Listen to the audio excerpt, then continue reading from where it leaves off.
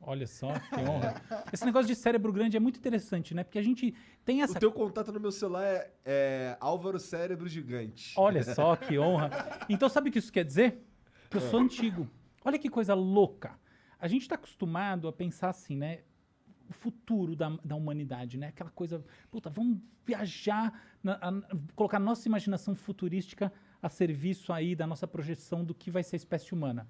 Aí você imagina aquele ser humano magrinho, Meu careca, pai falava isso direto com um pra mim. mega cabeção, não é isso? Aham. Por que tem um mega cabeção? Cérebro grande.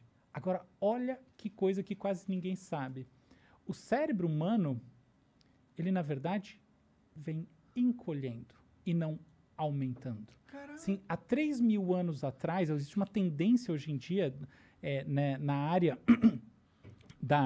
nessa área que faz os estudos de fósseis de cérebro e etc. Então, é uma área até difícil da gente nomear, né? Que área é essa, porque é uma área multidisciplinar, tá? Que tem, enfim, tem uma antropologia, tem uma biologia molecular forte, tem uma arqueologia fundamental, enfim. É um conjunto de áreas que vem se encontrando para fazer estudo de genoma, enfim, de fóssil. E esses estudos já basicamente mostraram, tá? É incontroverso, que o cérebro era maior na média 3 mil anos atrás. Caralho. Mas não é meio... Não é esquisito isso? Porque a princípio, quanto mais cérebro, mais inteligente. Então, exatamente. Exato. Então a gente pra tá mim ficando faz mais sentido. burro. Então a gente tá ficando mais burro, é isso? Olha só, Caralho. não, a gente não está ficando mais burro. A gente está ficando mais dependente do nosso cérebro ampliado. Que é as Porque tecnologias. assim, ó, as tecnologias, isso. Mas a gente tem que entender tecnologia no sentido amplo, aí é isso mesmo.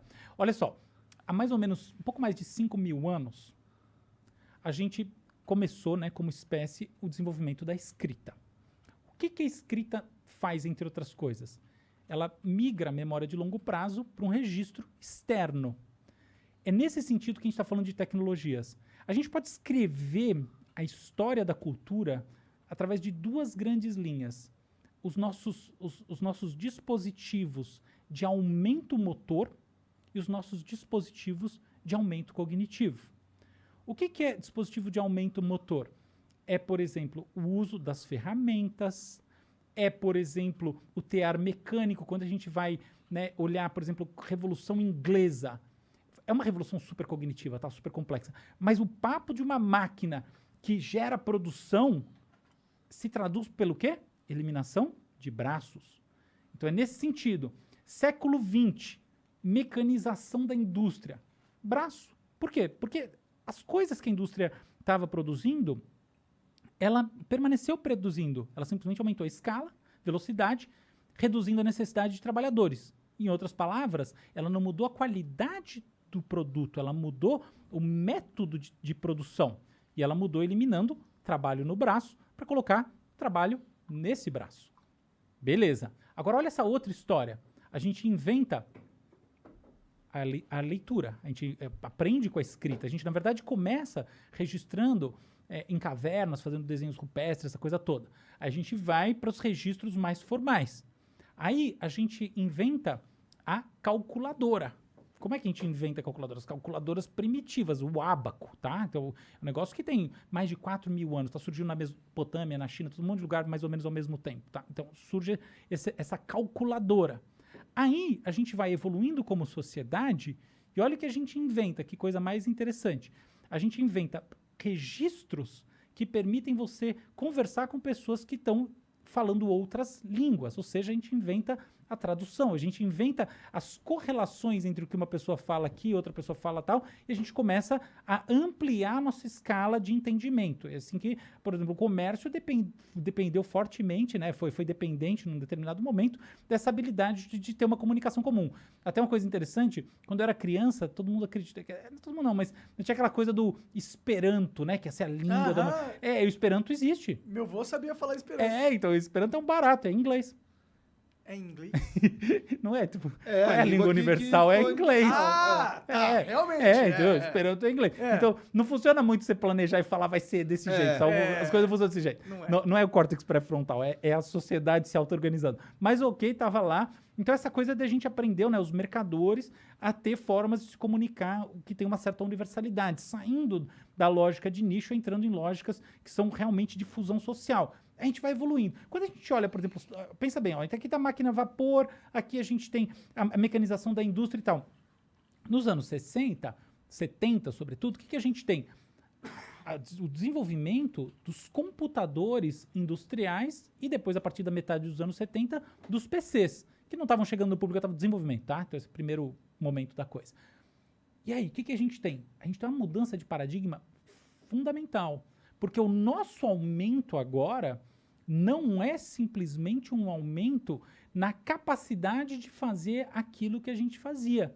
É um aumento efetivo na produção de informações que de outra maneira a gente não faria, porque com todo o tempo, porque dado que o tempo é finito, nem com todo o tempo do mundo a gente conseguiria. Então você tem uma quebra de paradigma a partir do que muita gente chama de terceira revolução industrial, que na verdade não tem nada de industrial, ela é informacional, que é essa coisa do computador. E agora tem uma coisa diferente acontecendo, que é essa transformação da lógica da sociedade a partir da inteligência artificial.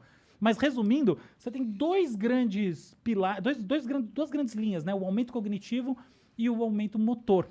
E É assim como que se a coisa agora vai. o meu cérebro tivesse migrado para as tecnologias. Isso. Então, há 3.000 anos atrás, como você tinha menos essas coisas, era mais necessário Então, você era maior. você exatamente se armazenar. Tem uma coisa engraçada que assim, Aristóteles, ele tinha uma preocupação com as pessoas anotando as coisas, tá? Essa coisa da praça pública e tal, ele tinha essa preocupação.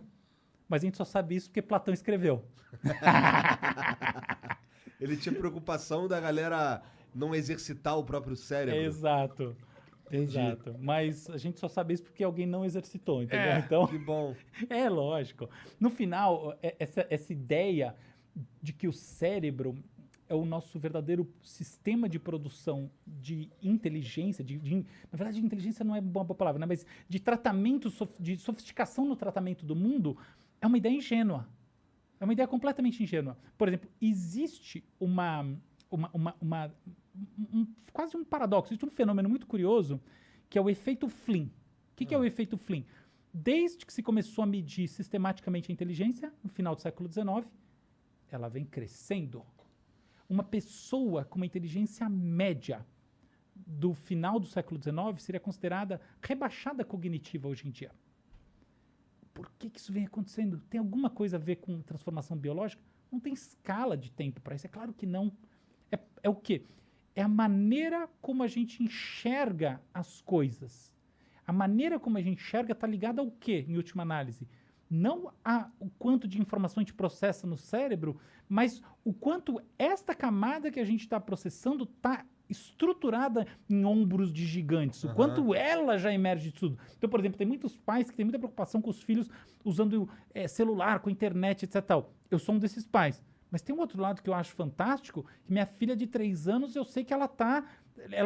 por exemplo, ela já entende o conceito da internet, que, sobretudo no Brasil, né, que a internet sai do ar, entendeu? Ela entende perfeitamente, que é uma coisa que está no ar, que diferentes celulares apresentam o mesmo desenho, mas que, eventualmente, se ela sair de uma coisa que ela está assistindo, ou ela está na mesma conta, ou então ela vai precisar... que alguém bote lá para ela. Então ela entende que não é simplesmente migrar para outro celular e continuar vendo, que não é um replicador. Ela entende que tem algum gap ali no meio do caminho, mas ela entende que todos os celulares, enfim, a TV, tudo dá para você ver a mesma coisa, Ela porque a meramente internet... sabe que é possível ver um desenho num retângulozinho preto. Exato. Ela saber que isso é possível já é um avanço absurdo. Não é, total. Fora que agora com a internet e a gente tendo mídia pra caralho, a gente tem o poder de ter muito mais referência e a gente consegue tomar conclusões melhores que a gente só não conseguiria porque não tinha informação, ó, não tinha os ombros gigantes antes pra você tirar essas conclusões que agora é possível. Sim. Agora certas coisas se tornaram óbvias mas não foi por causa de um avanço da nossa biologia, mas foi um avanço social, né? Exatamente, eu concordo totalmente com o que você tá Eu dizendo. só repeti o que você falou, de outra forma. Ah, mas eu gostei mais do jeito que você falou. Ficou melhor. Mais direto, assim, mais preciso. Mas Muito como bom. é que faz? Assim, então, calma aí. O que que torna, por exemplo, eu diria que você é um cara mais inteligente que a média. O que que tem diferente no teu cérebro, então? Eu não vou